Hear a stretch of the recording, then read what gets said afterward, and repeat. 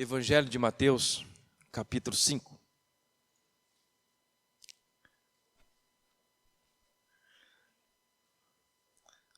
A palavra do Senhor diz assim: vendo as multidões, Jesus subiu ao monte e se assentou.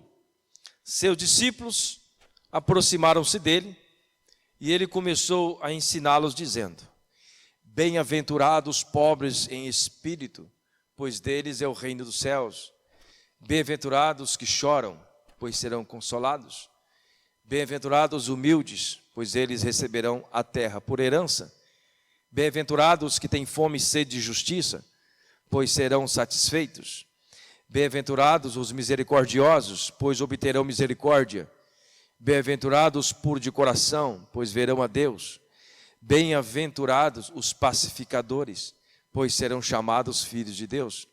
Bem-aventurados os perseguidos por causa da justiça, pois deles é o reino dos céus. Bem-aventurados serão vocês, quando por minha causa os insultarem, os perseguirem e levantarem todo tipo de calúnia contra vocês. Alegrem-se e regozijem-se, porque grande é a sua recompensa nos céus, pois da mesma forma perseguiram os profetas que viveram antes de vocês.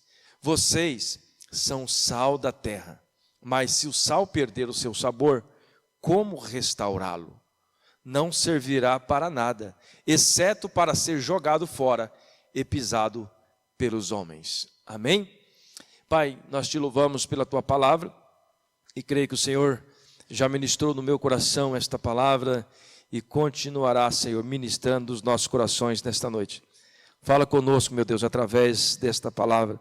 Abra o nosso coração para entendermos aquilo que o Senhor tem colocado, ó Deus, no meu coração e com certeza no coração da tua igreja também nesta noite. No nome do Senhor Jesus, assim nós oramos, assim nós cremos, crendo, Senhor, na capacitação do Senhor em nossas vidas. Amém. Meus irmãos, o versículo 13, ele diz assim: vocês são sal da terra, mas se o sal perder o sabor, como restaurá-lo? Não servirá para nada, exceto para ser jogado fora e pisado pelos homens. Quando nós olhamos esta frase de Jesus sobre o sal, que nós somos o sal da terra, qual é a utilidade do sal? Dar sabor, né? Evitar decomposição, porque muitas pessoas salgam a carne para guardar essa carne para algum tempo. Então, aproximadamente 3 benefícios ou 3 utilidades o sal tem. Primeiro, dar sabor. Segundo, ela evita a decomposição da carne, de alimentos. Se você colocar bastante sal na carne, ela fica guardada por muito tempo. E terceiro, o sal, ele não precisa de muita quantidade. Quando nós vamos salgar uma panela de arroz, nós não jogamos ali 1 quilo de sal, né? Nós jogamos ali um pouquinho de sal para que aquele arroz fique temperado, não é verdade? Você faz uma panelada de comida, de repente você pode pensar: puxa, tem uma panela aqui grande, vamos colocar bastante sal. Mas não é. Uma pequena quantidade de sal resolve o problema. Então o sal tem 3 utilidades: dar sabor, ele evita a decomposição e ele é aquele tipo de pessoa, trazendo aqui essa exemplificação, não precisa de aparência, não precisa de grandes coisas. Uma pequena porção do sal já resolve o problema. Então o sal tem essas vantagens, né? O sal não é influenciado. Como nós olhamos essa pequena quantidade, nós podemos dizer que o sal, ele não é influenciado. Ele está ali, uma pequena porção já resolve o problema. Então quando Jesus fala desse sal, que nós somos o sal da terra, ele lê esse capítulo, ou melhor, ele cita esse capítulo 5, do versículo 1 até o 12, que fala das bem-aventuranças.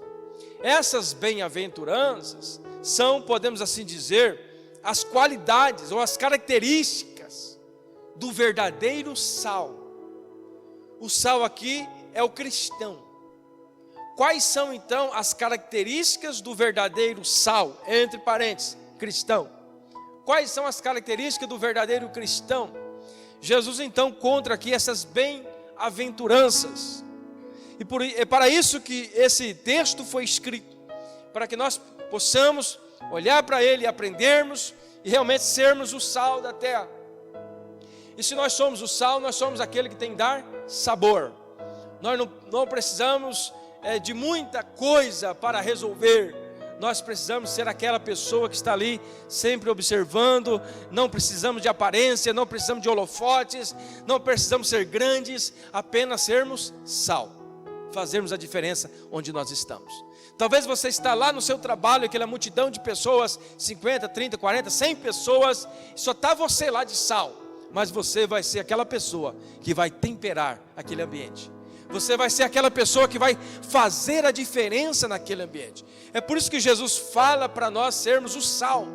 O sal é aquele que faz a diferença. Em outras palavras, ele não precisa se aparecer, ele precisa temperar, ele precisa trazer realmente a qualidade naquele ambiente. E aí, quando nós olhamos para o texto, no versículo 3, por exemplo, diz assim, obrigado, filho, obrigado. Versículo 3: bem-aventurados os pobres de espírito, pois deles é o reino dos céus. Então essa aqui é uma das características do sal, as características do verdadeiro cristão. Bem-aventurados os pobres de espírito, pois deles é o reino de Deus. E o que seria então ser esta pessoa pobre de espírito? É aquela pessoa que não busca ser glorificada. É aquela pessoa que reconhece que a glória e a honra pertence ao Senhor, o Criador de todas as coisas. Pobre de espírito, não quer se aparecer, ela está sempre se colocando no seu lugar. Deus é o Criador, Ele controla. Eu sou o seu servo, eu sou o seu filho. Eu estou aqui para ser sal, eu estou aqui para dar sabor, eu não estou aqui para aparecer. Então os pobres de espírito é aquele que sabe ouvir e tem um coração maleável, um coração preparado. Então a pessoa que é pobre de espírito é a pessoa que não tem um espírito elevado, não é a pessoa que quer estar na frente de tudo, mas é aquela pessoa que sabe ouvir, tem um coração maleável. Ela não busca os seus próprios interesses. Uma pessoa pobre de espírito, podemos assim dizer. Então, quando Jesus fala no versículo 13, vocês são sal da terra, ele está baseando esse sal com estas características das bem-aventuranças. Então, primeiro, pobre de espírito. Isaías capítulo 66, versículo 1 e 2 nos diz assim: assim diz o Senhor, o céu é o meu trono e a terra o estrado dos meus pés. Que espécie de casas vocês edificarão? É este o meu lugar de descanso. Não foram as minhas mãos que fizeram todas as coisas, e por isso vieram a existir? Pergunta o Senhor. A este eu estimo. Olha agora, a este eu estimo, ao humilde e contrito de espírito, que treme diante da minha palavra. Amém? Então observa que Jesus busca isto. Quem que Deus estima? De quem que Deus agrada? De quem que Deus está procurando? As pessoas que são humildes, de espírito contrito, que treme diante da palavra de Deus. E quando nós falamos que treme diante da palavra de Deus, nós estamos falando que realmente você acredita fielmente naquilo que Deus está falando. E quando nós olhamos para o contexto que nós estamos vivendo, nós vivemos em um contexto onde a verdade ela já não existe mais, no sentido assim, o que é verdade, não existe uma verdade absoluta, usando essa expressão melhor, não existe mais uma verdade absoluta. Quando nós falamos que o sol parou, né? As pessoas vão dizer, não foi o sol que parou, vai questionar, não, foi a terra que parou, foi a lua que parou. Então não existe uma verdade, as pessoas estão procurando as suas próprias verdades. Quando nós falamos que Jesus, ele tem uma morada eterna, tem um lugar eterno para nós, você começa a questionar, as pessoas questionam, mas será? Eu acho que não é bem assim. As pessoas não têm a Bíblia mais como fonte de verdade. Em outras palavras seria isso. A palavra de Deus é a fonte da verdade. Nós vivemos um relativismo, essa é a palavra mais certa. Tudo é relativo. Não, se é verdade para você, não é verdade para mim. As pessoas esqueceram que existe uma verdade. As Sagradas Escrituras, século 21. E por isso que Jesus disse nas suas palavras: será que eu vou encontrar fé na terra quando eu voltar? Quando Jesus estiver para voltar, será que eu vou encontrar fé na terra? É por quê? Porque nós estaríamos vivendo nesse relativismo. As pessoas não entendem mais verdade por verdade. A verdade é aquilo que ela pensa, a verdade é aquilo que eu imagino, a verdade é aquilo que eu sei. Quer dizer, a Bíblia é verdade? Não, a Bíblia é a verdade. Então, se nós não tivermos as Sagradas Escrituras como a verdade absoluta de Deus, nós não vamos entender aquilo que o Senhor está falando conosco nessa noite. O que Deus está falando conosco nessa noite? Que nós somos o sal da terra. E quais são as características desse sal? A primeira característica: sermos pobres de espírito, porque deles é o reino de Deus. Pobre de espírito, como nós já falamos, aquele que não busca seus próprios interesses. Em segundo lugar, no versículo 4, Jesus diz assim: bem-aventurados os que choram, pois serão consolados. Mais uma característica daqueles que são verdadeiros cristãos. Quem são esses que choram? Aqueles que choram pelos seus pecados, choram também pelos pecados da humanidade, choram pelos pecados dos seus amigos, do seu pai, da sua mãe. Aqueles que realmente têm uma sinceridade no seu coração em servir a Deus. Porque quando nós servimos com sinceridade a Deus, nós choramos por aqueles que ainda não encontraram o caminho da salvação. Mas o que eu vejo muitas vezes, meus irmãos, é aquilo que eu comecei falando, esse relativismo. As pessoas acham que a verdade é só para ela, não existe uma verdade absoluta. Existe uma verdade absoluta. Deus está dizendo para nós que nós somos o sal, e nós precisamos chorar também por aqueles que estão no mundo. Nós precisamos chorar por aqueles que estão desesperados, abandonados. Nós precisamos chorar pela nossa família. Nós precisamos chorar por nós mesmos. Aqueles que choram pelo sofrimento do outro. Quem são esses que choram? Aqueles que choram pelo sofrimento do outro e às vezes não têm condições de ajudar. Alguém já passou por isso? Às vezes eu passo por isso. Às vezes eu vejo a situação de um irmão, de uma irmã, eu vejo a situação dela precisando de uma certa ajuda, e eu não tenho condições de ajudar. E às vezes eu choro: Senhor, o que eu vou fazer? Eu não posso fazer nada. E isso, querido, Deus chama nós para esta realidade. Bem-aventurados os que choram, pois serão consolados. Você não tem que chorar só por você. Nós não temos que chorar só pela nossa situação, aleluia. Mas nós temos que chorar também pela vida dos outros. Quem são esses que choram? Aqueles pais e mães que choram pelos seus filhos que estão em missão. Talvez para esta igreja não é tão relevante esse assunto, mas quando nós olhamos para essas placas da MISPA, nós temos aqui países: Angola, Bolívia, Colômbia, Argentina, Chile, vários países onde a MISPA ela está situada, e tem vários missionários do Brasil nesses lugares. Missionários que estão na Angola, em Cuba, no Haiti. Missionários que estão longe das suas famílias, e os pais choram, as mães choram por causa dos teus filhos. É nesse choro que Jesus está falando. Olha, bem-aventurados os que choram, os pais também que choram, as mães que choram pelos seus filhos que estão em missão, os filhos que choram também por estar em missão e não conseguem ver a sua mãe, não conseguem ver o seu pai. Bem-aventurados sois vocês, porque nós estamos sofrendo, estamos chorando pelo Evangelho de Cristo. É isso que Jesus está falando. Se vocês perseverarem e chorarem, continuar chorando, mas não desanimar da sua caminhada, vocês serão bem-aventurados. Queridos, bem-aventurados que choram. Apocalipse capítulo 21, versículo 4, diz assim: Ele enxugará dos teus olhos toda lágrima. Não haverá mais morte, nem tristeza, nem choro, nem dor, pois a antiga ordem já passou. É por isso que vale a pena talvez você chorar hoje, você sofrer hoje, porque o Apocalipse está dizendo aqui no capítulo 21, versículo 4, que isso vai passar.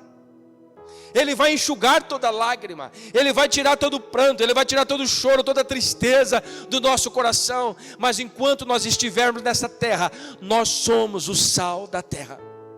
E para sermos o sal da terra, nós precisamos chorar sim pela vida do outro. Nós precisamos chorar, sentir tristeza no coração quando nós vemos a situação de um irmão, de uma irmã, de uma pessoa, e nós não conseguimos ajudar. A única coisa que nós conseguimos fazer às vezes é orar por ela, para que Deus abra portas. Eu queria ter muito dinheiro para ajudar muitas pessoas. Deus sabe o que eu estou falando. Às vezes eu olho pessoa, essa semana eu passei aqui na avenida e vi um senhorzinho, aquele meu coração cortou, mas eu não posso fazer nada. Deitado debaixo da árvore com a sua mochila, um mendigo, sozinho ali, em pleno sábado, à tarde. E eu orei para ele e falei: Senhor, o que eu posso fazer, Senhor? Qual a minha estrutura para ajudar esse homem? Eu teria que ter uma estrutura financeira, um lugar para colocar a ele, para cuidar dele. Então isso mexe com o nosso coração. E é isso que Jesus está falando. Vocês choram hoje, porque às vezes você não tem condições de ajudar, você não tem condições de estender a mão. Mas querido, mesmo que aparentemente nós não tenhamos condições financeiras, mas nós temos os nossos joelhos, os nossos olhos para fechar e orar e falar com Deus: Senhor, tenha misericórdia do seu povo, tenha misericórdia desta nação. Nós precisamos orar e chorar por eles. É isso que Jesus está dizendo. Se nós somos o sal da terra, nós choramos por ele. Agora, se nós passamos perto de uma pessoa dessa e não damos a mínima, em vez de nós chorarmos por ele, nós vamos dizer: olha, está vendo aí, não trabalha, fica aí nessa vida de miserável. Às vezes nós falamos isso, irmãos. Isso é o maior dos pecados. Nós temos que olhar para essas pessoas e dizer: Senhor, tenha misericórdia dele ou dela. Nós temos que chorar por eles. É isso que Jesus está chamando para nós sermos sal da terra. Amém? Aí o versículo 5 diz assim: bem-aventurado os humildes, pois eles receberão a terra por herança. Esta é mais uma característica do sal, mais uma característica daqueles que servem ao Senhor, dos verdadeiros cristãos. Quem são esses humildes? Aqueles que são sempre gratos a Deus pelo que têm. Uma das características do humilde: sempre grato a Deus por aquilo que tem. Quando nós colocamos isso em prática, em um espírito de gratidão, querido, nós vivemos de uma forma maravilhosa. Tudo que você tem, tudo que nós temos está dentro de um plano de Deus. E às vezes nós reclamamos porque Deus não nos dá certas coisas. Eu já falei aqui na igreja, eu vou falar de novo. E às vezes nós questionamos: Deus, por que eu não tenho e o irmão tem, ou o fulano tem? Aquela pessoa lá, Senhor, que não serve ao Senhor, aquela pessoa não é crente, não lê a Bíblia, não ora, e ela tem mais dinheiro do que eu, ela tem mais prosperidade do que eu. Às vezes nós pensamos assim, não pensamos? Nós queremos achar, nós pensamos que Deus é obrigado a dar para nós tudo que nós queremos. Ele não é obrigado, Ele dá pela sua graça e misericórdia. Mas querido, os humildes é aquele que entende que tudo está no plano de Deus, um plano de Deus. Eu gosto sempre de falar que Deus, Ele sempre derrama a sua graça. E quando nós falamos de graça, nós falamos de graça comum e graça especial. Vou falar de novo: graça comum e graça especial. Qual que é a graça comum? Comum não no sentido de não ter importância, no comum no sentido assim, de ser para todos, né? É uma graça que abrange a todos. Graça é favor não merecido. O que é a graça comum para todos, que Deus dá para todos, independente se é cristão, se é satanista, se é budista? Qual que é a graça que Deus dá para todos, independente da pessoa? O que você planta, colhe. Está aí, o sol brilha para todos. Você acha se um homem que não serve a Deus, nunca leu a Bíblia, nunca fez nada, se ele pegar uma semente de feijão e plantar na terra e regrar, ela vai nascer ou não vai nascer? Vai, não vai? Isso é graça comum. Deus derramando a sua graça para todos. Então, a questão de eu ter ou não ter, não está direcionado à responsabilidade de Deus. A questão de eu ter ou não ter é porque eu não sei plantar. Está entendendo? É porque eu não trabalhei para aquilo. Então, se hoje eu não tenho a quantidade de bens que aquela pessoa que não serve a Deus tem, é porque aquela pessoa usou da graça comum, certo? Ele plantou no momento certo, ele trabalhou no momento certo, ele foi beneficiado por isso. Pastor, me qual que é a graça especial? Aí que está a questão da coisa. Adianta você receber toda a graça comum de Deus, todo o benefício que o sol brilha para todos. Adianta você plantar e colher, ser rico, ser próspero, mas você não ter a graça especial? Não adianta. A graça especial é aquela que você entende o Evangelho de Jesus Cristo. A graça especial é aquela pessoa que recebe o Espírito Santo na sua vida e reconhece os seus pecados, reconhece que ele não é nada, aquela pessoa humilde, como nós começamos a dizer. Essa é a graça melhor que nós temos que ter. A graça comum é para todos. Você pode ter, se você não tem hoje, não é porque Deus não é bom, não, é porque nós não soubemos aproveitar o sol que brilha. Amém? Se nós soubermos aproveitar o sol que brilha, nós seremos prósperos na nossa vida financeira. Agora, não adianta você saber aproveitar também o sol e perder a graça especial. Aí que está a questão.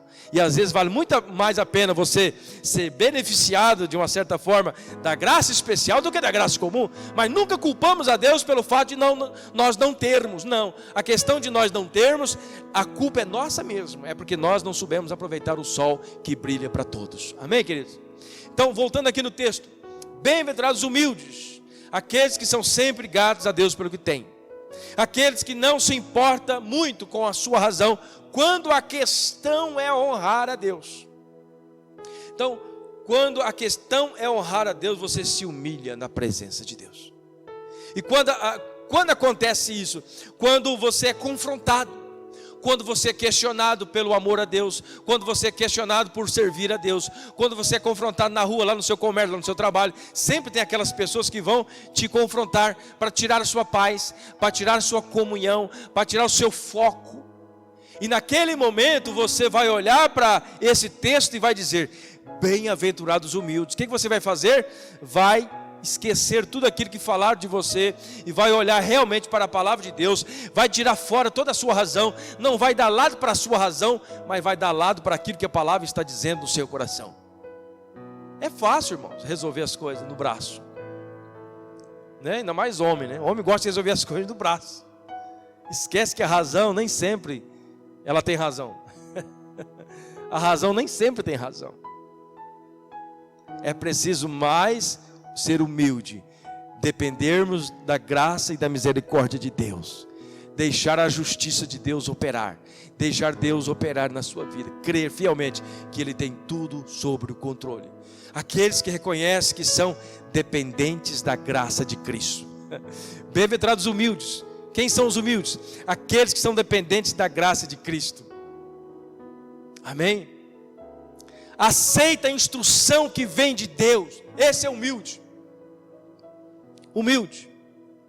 Filipenses capítulo 2, versículo 3 diz assim: nada façam por ambição egoísta ou por vaidade, mas humildemente considerem os outros superiores a vocês mesmos. É fácil isso? E aí, malvado, é fácil isso? Obedecer esse versículo aqui? Não faça nada por ambição egoísta ou por vaidade, mas humildemente considere os outros superiores a vocês mesmos. Irmãos, isto é ser humilde. Considera o outro sempre superior. Tem uma frase do pastor Cláudio Duarte que fala assim: a melhor coisa para você ter paz é deixar sempre o outro ter razão. Em uma confusão, quer ter paz? Deixa ele ter razão, deixa ele para lá. Porque se é uma pessoa que nunca vai aceitar o seu ponto de vista, adianta você rebater com ele? Adianta? Não adianta, então deixa para lá. Tá certo, você tem razão, fechou. Olha, é isso aí, esquece. Mesmo que lá dentro você sabe que não é daquela forma, mas vai brigar para quê? Né? Para que vai caçar confusão? Isso é ser humilde, irmãos.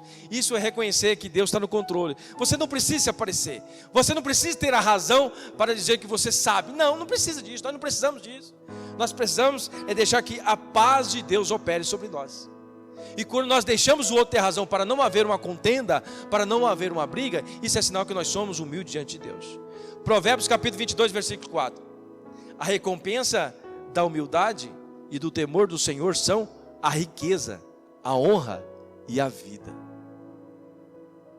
Quem quer mais do que isso? A riqueza, a honra e a vida. A recompensa da humildade e do temor a Deus. Qual que é a recompensa de quem é humilde e quem teme a Deus? Riqueza, honra e vida. Riqueza, honra e vida. É tudo que nós queremos. É tudo que nós queremos. Riqueza, honra e vida. Amém? Mateus capítulo 18, versículo 3 e 4. Ele disse: eu asseguro que a não ser que vocês se convertam e se tornem como crianças, jamais entrarão no reino dos céus. Olha o que Jesus está falando sobre humildade. Se nós não tornarmos como crianças, jamais entraremos no reino dos céus. Portanto, quem se faz humilde como esta criança, este é o maior no reino dos céus. Então, meu irmão, esta é mais uma característica do sal, mais uma característica do cristão: ser humildes diante das situações. Nunca queira ter razão. Se a questão é não haver confusão, perca a razão. É melhor deixar o outro ter razão do que haver confusão. Esta é uma das táticas mais importantes. Você sempre vai ter paz. Naquele momento da decisão parece que você perdeu, né? Mas quando passar umas horas você vai sentir um alívio no seu coração, porque aquela pessoa não vai mais confrontar você, aquela pessoa não vai mais te perturbar, porque ela entendeu que você entende diferente, tem um coração diferente. Amém? Glória a Deus, amém? Versículo 6: bem-aventurados os que têm fome e sede de justiça, pois serão satisfeitos. O que Jesus está dizendo aqui? Fome e sede de justiça. Irmãos, quanta injustiça nós vemos na nossa sociedade. E quando nós falamos de injustiça, nós já pensamos na guerra, né? Nós já pensamos lá do povo da Ucrânia. Que injustiça! Eu não consigo pensar em outra palavra a não ser injustiça. Como que um país rico como a Rússia é um dos maiores países em armamento de guerra, vai bombardear uma cidade daquela forma? Famílias inteiras sendo despejadas, saindo das suas cidades. Injustiça. Por que ele está guerreando? Por territórios. Porque quer ser grande, quer ser maior, quer tomar posse. O que traz a injustiça? É isso: a ambição, o egoísmo. O que traz a injustiça? É o desejo de ser grande. As pessoas se tornam injustas. Aqueles que não se conformam com as injustiças impostas pelos homens. Quando Jesus fala assim, bem-aventurados que têm fome e sede de justiça, são aqueles que não se conformam com a injustiça imposta pelos homens. Você tem sede de justiça, tem sede que Deus resolva a situação, tem sede que Deus estabeleça seu reino, para que as coisas andam realmente no seu lugar. Aqueles que procuram ser justo no meio de um mar de injustiça. Isto é ter fome e sede de justiça. Quem são eles? Aqueles que procuram ser justo, mesmo nós vivendo num mar de injustiça. O que nós vemos hoje na sociedade no geral? Injustiça. Quanta injustiça. Quantas pessoas aproveitam da situação dos mais pobres. Quantas pessoas usam as pessoas para se beneficiar. Injustiça. Quantas pessoas ganham a política em cima dos pobres, fazendo promessas errôneas que não se cumprem. Quanta injustiça nós vemos. Quantos roubos. Injustiça. Quando Jesus fala assim, bem-aventurados que têm fome e sede de justiça. Interessante que ele fala fome e sede, quer dizer, dá uma impressão que você realmente tem muito desejo de justiça. Agora, se nós vivemos num ambiente como nós estamos vivendo, e nós não temos fome e sede de justiça, pelo contrário, nós misturamos no meio da injustiça. Pelo contrário, pastor, não, tá bom assim, na injustiça as coisas estão fluindo, eu estou ganhando um dinheirinho aqui, estou ganhando um dinheirinho ali, eu estou mentindo aqui, pegando um dinheirinho aqui, eu estou escondendo uma coisinha aqui, pegando um dinheirinho aqui. Irmãos, isto é injustiça, isso não enquadra naqueles que são sal da terra. E para nós sermos sal, nós temos que ser diferente, nós temos que praticar a justiça. E quando nós falamos de justiça, no ambiente hostil como nós estamos vivendo, no ambiente de injustiça, nós somos até zombados. É verdade ou não é? Quando você chega num grupo de pessoas que só pensam em maldade, só pensam em fazer coisas erradas, e você chega com aquela mensagem de honestidade, de homem bom, de homem pacífico, as pessoas dão risada na sua cara. Porque não combina mais com o contexto que nós estamos vivendo. O contexto que é de injustiça, o contexto é de corrupção. Mas nós somos cristãos.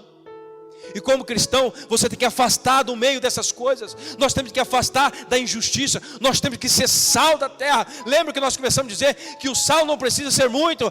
Basta você lá no meio de 50, 100 pessoas, sendo justa, sendo diferente, você vai dar tempero àquela sociedade. Nós vamos temperar aquele ambiente. Nós precisamos ser sal. O que nós não podemos é nos acostumar com a injustiça. Bem-aventurados que têm fome e sede de justiça, pois serão satisfeitos. O que Jesus está dizendo? Se hoje você tem sede e fome de justiça, vai chegar um dia que você vai ser satisfeito. Vai chegar um dia que o reino de Cristo vai ser estabelecido. E nós seremos os seus súditos. Nós seremos aqueles que estaremos junto com Cristo, governando com Ele sobre todas as coisas. Aí sim haverá muita justiça. Não haverá mais injustiça. Aí não haverá diferença entre preto e branco. Não haverá diferença entre índio e branco. Não haverá mais diferença entre pobre e rico. Seremos todos iguais perante Deus. Justiça. Mas para isso, querido, hoje, enquanto nós estamos vivendo nesse mar de injustiça, precisamos ser sal da terra. Sal da terra. Quem são aqueles que têm fome e sede de justiça? Aqueles que têm fome de Deus. Aqueles que têm fome do conhecimento da palavra de Deus. Onde que nós podemos alimentar da justiça da palavra? Onde que nós podemos alimentar desse conhecimento da justiça de Cristo? Na palavra. Então quando Jesus fala assim, bem-aventurado vocês. Quem são esses que têm fome de justiça? Aqueles que buscam a Deus na sua palavra. Aqueles que leem as Sagradas Escrituras. Aqueles que tiram o seu melhor tempo para isso. Salmo 119, versículo 142 diz assim: a tua justiça é eterna e a tua lei é a verdade. Salmo 11, versículo 7: pois o Senhor é justo e ama a justiça, os retos verão a sua face. Quer ver a face de Deus? Sejamos retos. Sejamos justos, mesmo que você esteja vivendo no mar de injustiça, nesse mundo tenebroso, nesse mundo injusto, nesse mundo corrupto, nós precisamos ser o sal da terra. Interessante que o texto diz assim: se o sal para nada serve, se o sal perder o sabor, como restaurar o sal? Não tem como. O que nós colocamos no sal para restaurar o sal? Tem alguma coisa que nós colocamos nele? Água? Não dá. Se o sal perder o sabor, não tem um tempero que volte o sabor do sal, nada. A única coisa que serve é para jogar fora. Então o que Jesus está falando? Se você não é sal, se nós não somos sal, nós não servimos para nada. Em outras palavras, está dizendo: se você não é sal hoje, no juízo final, você não me serve. Vai ser jogado fora. Em outras palavras, ou melhor, em versículo 7 agora diz assim: bem-aventurados os misericordiosos, pois obterão misericórdia. Isso tudo, irmãos, nós estamos falando das bem-aventuranças, são as características do sal. Porque no versículo 13 ele disse, né? Vós sois o sal da terra. Não é isso que diz lá, versículo 13? Vocês são sal da terra. Mas se o sal perder o seu sabor, como restaurá-lo? Não servirá para nada, exceto para ser jogado fora e pisado pelos homens. Então quando Jesus cita esse texto do versículo 13, ele está comparando com essas características que ele falou das bem-aventuranças. As bem-aventuranças são as qualidades do sal. O que é o sal? É isso aqui. Isso é ser sal. Os misericordiosos, pois obterão misericórdia. Quem são os misericordiosos? Aqueles que estendem as mãos sem querer nada em troca. Essa é uma das características. Aqueles que não julgam pela aparência, mas abençoa. Lembra que eu comecei dizendo? Às vezes nós só abençoamos, ou só temos misericórdia daqueles que estão mais próximos de nós. Só aqueles que eu tenho afinidade com ele. Se eu não tenho afinidade, eu não vou ser misericordioso com ele. Não conheço. Isso não é uma atitude de um sal. A atitude de um sal é estender a mão sem olhar a quem. Aqueles que exercem misericórdia, entendendo como um princípio de cristão. Então quando eu estendo misericórdia, quando eu exerço misericórdia, você faz isso não porque você é bom, não, é porque você entende que isso é um princípio de um verdadeiro cristão. Ter misericórdia é ter esse pensamento, é o que Cristo faria. Quem são os misericordiosos? Aqueles que não ficam só no campo do sentimento, mas age. Tem aquele que só fica no campo do sentimento. Oh, coitadinho dela, né? Oh, coitadinho dele. mas nós nunca agimos, nunca fazemos nada, nunca estendemos as mãos, nunca fazemos uma visita para saber se ele está bem, se está mal, se está comendo, se está bebendo. Nós nunca entendemos, nós só temos um sentimento de coitadinho, oh coitado, Deus poderia abençoar, Deus poderia abrir a porta. Não, irmãos, para uns Deus dá a condição, e para outros Deus dá a aprovação. E para quem Deus está dando a aprovação, não é fácil passar pela prova. E talvez Deus te deu a condição para abençoar aquele que está passando por prova. Então exerça o seu papel no reino de Cristo, façamos a vontade de Deus, amém? Sejamos misericordiosos, estendamos as nossas mãos nos momentos que nós achamos que devemos, naquele momento que Deus falar no seu coração. Como é bom quando nós recebemos as misericórdias de Deus, como é maravilhoso. Nós começamos a nossa pintura aqui na igreja, e eu lancei o desafio para os irmãos. Eu preciso fazer, nós vamos fazer no nome de Jesus, essa calçada, rebocar esse muro e fazer essa calçada da frente, tirar essa rampa aí que as irmãs reclamam muito dessa rampa, né? As irmãs ficam de salto, ficam assim, ficam torcendo o pé. Então eu quero fazer uma calçada plana aqui. E aí eu lancei um desafio para a igreja para nós fazermos isso, pintar. E eu falei, irmãos, nós vamos pintar a igreja por dentro, pelo menos pelo trabalho das irmãs, que está muito feio. E aí, quando você joga no grupo, aí vem um, dá uma tinta, daí outro, abençoa aqui. Foi, meu Deus, como é bom ver a misericórdia de Deus. E quando eu comecei pela fé. Eu vou começar. Eu lancei o recado no grupo, passou um dia, acho que no segundo dia, né, amor, que veio uma notícia e tal. E aí eu falei, mas eu vou começar assim mesmo, Deus vai abrir a porta. Eu comecei e terminei, paguei tudo, glória a Deus, né? Aí no último dia apareceu mais uma oferta abençoada. Falei, glória a Deus, aleluia, amém? Falei, Deus é bom, amém? Isso, irmãos, mostra que Deus é misericordioso. Você tem que sempre confiar na providência de Deus. Então você que está aqui nessa noite, não tenha medo, não tenha vergonha de estender as suas mãos e abençoar a igreja, amém? A igreja, ela passa por momentos difíceis, os irmãos sabem muito bem. Então se você tem condições de estender a mão e ter misericórdia, tenha misericórdia da igreja, amém? Nós precisamos de estender, nós poderíamos fazer mais. Eu sempre falei isso aqui, nós poderíamos estender as mãos, fazer um evento grande nessa cidade, em ajuda a mendigos e outras coisas mais, mas nossos recursos sempre foram poucos, ou sempre foram suficientes. Mas sempre quando nós passamos por prova, Deus abre as portas. O trabalho dos jovens então foi algo surpreendente, né? Nós queremos fazer o retiro, como vamos fazer? Tem dinheiro? Vamos fazer pizza, pastor, vamos fazer pizza. E de repente Deus abre as portas, um dá queijo, outro dá presunto, e nós fizemos as pizzas, né? O pessoal foi no retiro, foi a bênção, e está aí o fruto, amém? Então, querido, entenda que Deus te colocou com um propósito, e se Deus te colocou para ser misericordioso, continua sendo misericordioso, continua abençoando aquele que você pode abençoar. Tiago capítulo 3, versículo 17. Mas a sabedoria que vem do alto é antes de tudo pura, depois pacífica, amável, compreensiva, cheia de misericórdia e de bons frutos, imparcial e sincera. Olha bem, aqueles que são misericordiosos obterão misericórdia. E Tiago está dizendo que a sabedoria que vem do alto, ela é antes de tudo pura, depois pacífica, amável, compreensiva, cheia de misericórdia. Então se você diz que tem sabedoria do alto, se você diz que conhece a Deus, ama a sua palavra, você tem que estar cheio de misericórdia. Se não tem misericórdia no seu coração, se não há misericórdia no seu coração, significa que você ainda não teve um encontro com o Senhor Jesus. Significa que você ainda não recebeu a sabedoria que vem do alto, porque ela está dizendo, ela é antes de tudo pura, depois pacífica, amável, compreensível e cheia de misericórdia e de bons frutos, imparcial e sincera. Amém?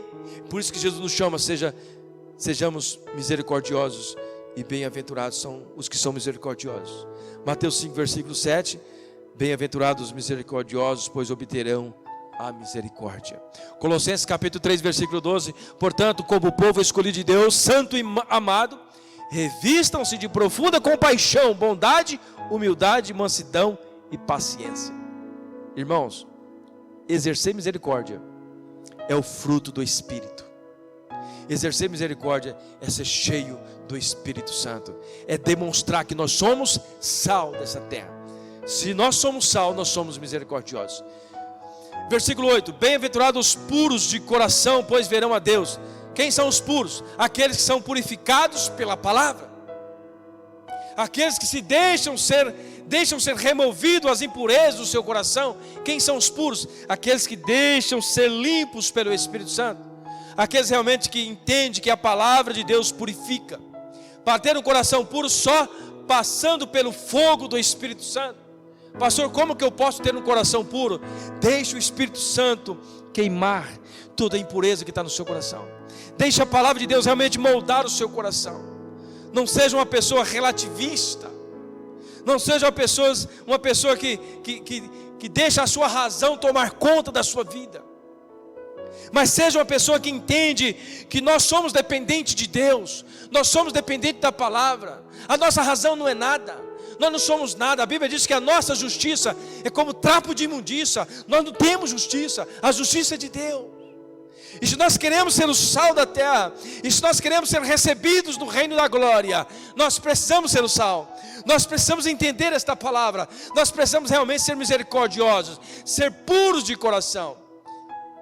Salmo 24, versículo 3 e 4. Quem poderá subir ao monte do Senhor? Olha que texto maravilhoso.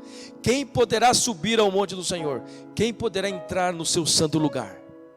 Ele pergunta: aquele que tem mãos limpas e coração puro, que não recorre aos ídolos, nem jura por deuses falsos. Amém? Salmo 51, versículo 10. O salmista diz assim, nós lemos hoje: cria em mim, ó Deus, um coração puro, e renova dentro de mim um espírito reto. Salmo 51, versículo 10. Cria em mim um coração puro. Então, se você acha que não tem esse coração puro, pede para Deus, como o salmista está dizendo: cria, Senhor, cria dentro de mim. Interessante que a palavra que ele usa aqui é cria, né? Não é nem renova, transforma, cria. Cria outro coração. Deixa Deus tirar esse coração de pedra e colocar um coração puro dentro de você. É o que nós precisamos. Bem-aventurados os pacificadores, pois serão chamados filhos de Deus. Versículo 9. Mais uma característica do sal, mais uma característica dos verdadeiros cristãos. Quem são os pacificadores? O que gera o conflito na sociedade, nós sabemos o que é: a ganância. O que gera a falta de paz é a ganância. O que gera a falta de paz é a soberba, é o querer ser maior. Mas nós devemos ser o oposto disso. Nós devemos ser pacificadores. Enquanto as pessoas estão correndo atrás de muita riqueza, enquanto as pessoas estão matando e roubando para ser próspero, para ter um status, você continua no seu lugar esperando em Deus, trabalhando humildemente, sinceramente, sem ultrapassar os limites. Isto é ser pacificador. É você andar conforme aquilo que Deus tem te orientado. Aqueles que não revidam com o mesmo nível, isto é ser pacificador. Aqueles que não revidam com o mesmo nível de agressividade, isto é ser pacificador, mas com gesto de pacificador. Já pensou um cristão revidando? Jesus fala assim: se bater na sua face, vira outra, né? E quando nós olhamos para essas realidades, irmãos, o Espírito Santo começa a falar conosco. Você lembra aquele dia que você fez isso? Não é isso? Porque nós erramos, não erramos? Você lembra aquele dia que você ofendeu? Você lembra que dia que aquela pessoa te ofendeu, você deu troco? O sangue ferveu, você falou: eu vou fazer assim com você. Não tem? Mas se você está pensando assim, porque o Espírito Santo está trabalhando. Amém? E o que nós devemos ser? Pacificadores. Não devemos revidar no mesmo nível de agressividade. Somente com as nossas ações de paz e amor vamos ser chamados filhos de Deus. Não é isso que diz o texto? Bem-aventurados os pacificadores, pois serão chamados filhos de Deus. Quer ser chamado como filho de Deus? Seja pacificador. Não retribua o mal com o mal. Não retribua o mal com o mal. Os corações que estão em harmonia com Deus partilham da paz que vem do céu. Como que eu posso ser então pacificador? O seu coração, nosso coração, tem que estar em harmonia com Deus, em harmonia com a palavra. Se o seu coração está em harmonia, você reflete Deus sobre esta terra. Você é uma cópia de Cristo. As suas ações vão ser baseadas nas ações de Cristo. Nós não vamos revidar com agressividade. Nós vamos ser humildes e dizer: Pai, eu entrego nas tuas mãos esta pessoa. Tem misericórdia de nós. Isaías capítulo 9, versículo 6, a parte B, ele diz assim: e ele será chamado maravilhoso conselheiro, Deus poderoso, Pai eterno e príncipe da paz. Jesus é o príncipe da paz. Se ele é o príncipe da paz, nós temos também ser representante desta paz aqui na terra. Por isso que Jesus está dizendo: filho, quer ser um verdadeiro sal, seja um pacificador nessa terra. Não revida o mal com o mal, mas seja paciente, seja bondoso, seja amoroso. Romanos capítulo 5, versículo 1: tendo sido, pois, justificados pela fé, temos paz com Deus por nosso Senhor e Salvador Jesus Cristo. Nós temos paz em Deus, irmãos. Então, quando nós estamos sendo revidados ou confrontados, nós vamos olhar para a palavra, e Cristo é aquele que nos traz a paz. E se Ele nos trouxe a paz, e nós somos a cópia dEle, nós também temos que ser pacificadores. Nós não podemos cometer o erro de querer dizer que somos macho ou mulher forte. Não vou levar isso barato. Eu vou mostrar para essa pessoa como que é me afrontar. Não tem aqueles que pensam assim? Eu vou pegar o meu cacetete e vou jogar na cabeça dele. Brincadeira. Hoje eu ouvi uma história do Bombado hoje que eu dei risada. Estou risando até agora, né?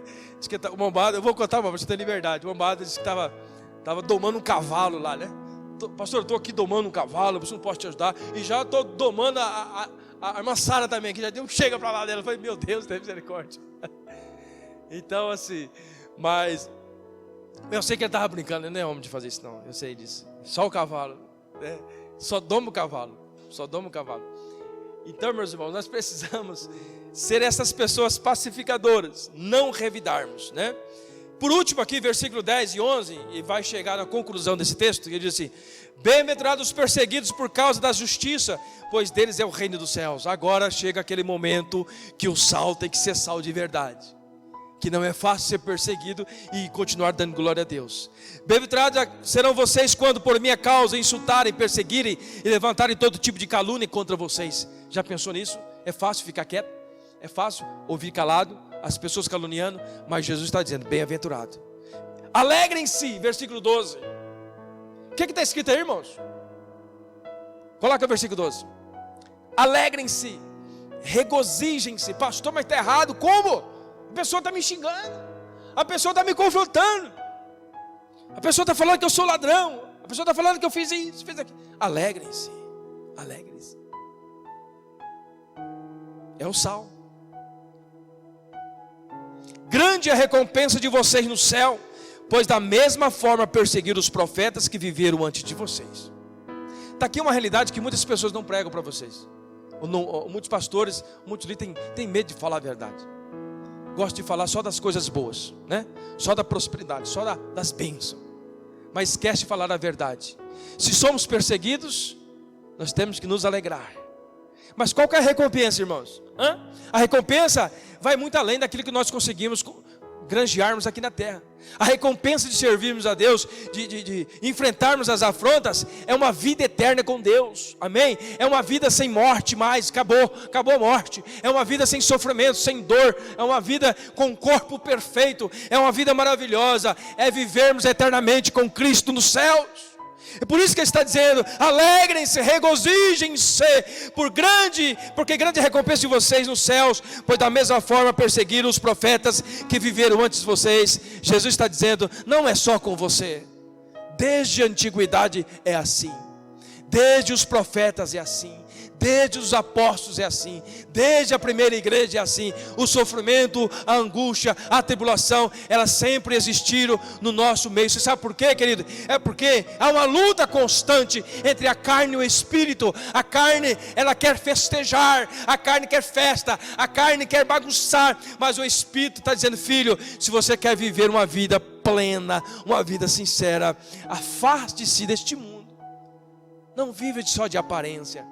Não tem uma alegria somente aqui nessa terra. O apóstolo Paulo fala: quando nós pensamos na graça de Deus, pensamos nas bênçãos que Ele pode dar, e nós só pensamos nas coisas dessa terra, miseráveis homens que somos. A vidinha nossa aqui não passa de 80, o que passar que não ser fato, mas o negócio é eterno, querido. Você tem que pensar lá no céu. Aí por último ele encerra, versículo 13, já vamos encerrar. Vocês são sal da terra, mas se o sal se perder o sabor, como restaurá-lo? Não servirá para nada, exceto para ser jogado fora e pisados pelos homens. Aqueles que realmente estão sendo fiel aos ensinamentos de Jesus são perseguidos.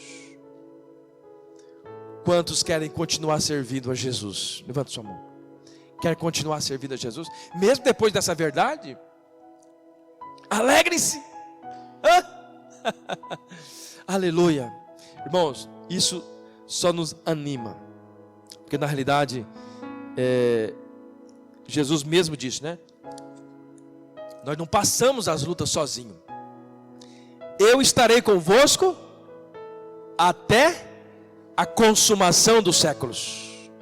As lutas e provações que nós passamos são de acordo com as nossas forças. Deus não nos dá uma carga superior àquilo que nós podemos carregar.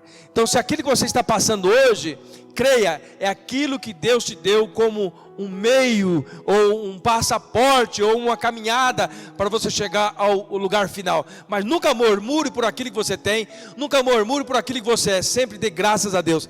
Tenha um coração grato diante do Senhor, amém? Vamos ficar de pé, vamos encerrar, vamos orar.